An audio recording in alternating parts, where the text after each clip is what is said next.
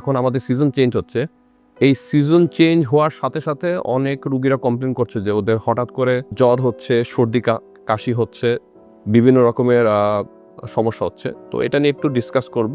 প্রথমত season change হওয়ার সাথে সাথে একটা ভাইরাল ইনফেকশনের একটা প্রবণতা থাকে।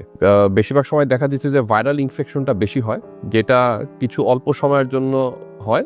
রুগীর যে কমপ্লেন সিমটমস, ওই সমস্যাগুলো 3 থেকে 5 দিনের মতন হয়। এরা বলে যে নাক থেকে পানি বের হয়, গলা ব্যথা করে, কাশি বেশি হয়। এই ক্ষেত্রে আমরা কিছু জিনিস খেয়াল করতে চেষ্টা করি, যেমন রুগীর কোনো জ্বর আছে নাকি, সাথে শরীর ব্যথা আছে নাকি। এটা কিছু আমরা বলি সিজনাল ফ্লু হতে পারে, কিছু সিম্পল ভাইরাল ইনফেকশন হতে পারে। বাট ভাইরাল ইনফেকশন থেকে সেকেন্ডারি ব্যাকটেরিয়াল ইনফেকশন, যেটা জীবাণু আমরা বলি, যে জীবাণু তো অনেক রকমের আছে, ভাইরাস, ব্যাকটেরিয়া। ওই ভাইরাস ইনফেকশনের ড্যামেজের জন্য ওই ব্যাকটেরিয়াল ইনফেকশন হতে পারে।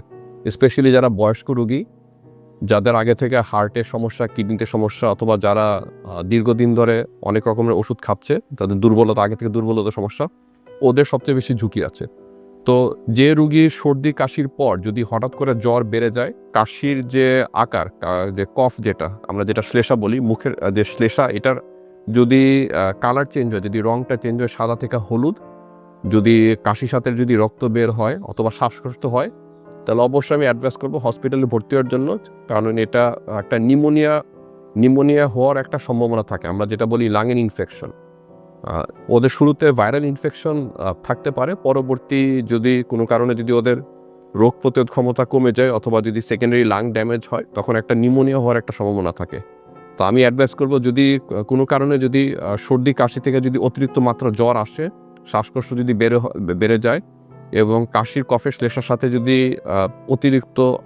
অতিরিক্ত মাত্রা যদি শ্লেষা বের হয়, সাথে যদি কাশির সাথে রক্ত বের হয়, অথবা যদি হলুদ রঙের শ্লেষা বের হয়, তাহলে অবশ্যই হসপিটাল ভর্তি এবং চেক আপ প্রয়োজন। আপনাদের স্বাস্থ্য বিষয়ে সচেতন করার জন্যই আমাদের এই আয়োজন। তাই প্রতিনিয়ত স্বাস্থ্য বিষয়ে বিভিন্ন টিপস পেতে আমাদের চ্যানেলটি সাবস্ক্রাইব করুন এবং বেশি বেশি লাইক ও শেয়ারের মাধ্যমে সবাইকে আমাদের সঙ্গে সংযুক্ত হবার সুযোগ করে দিন।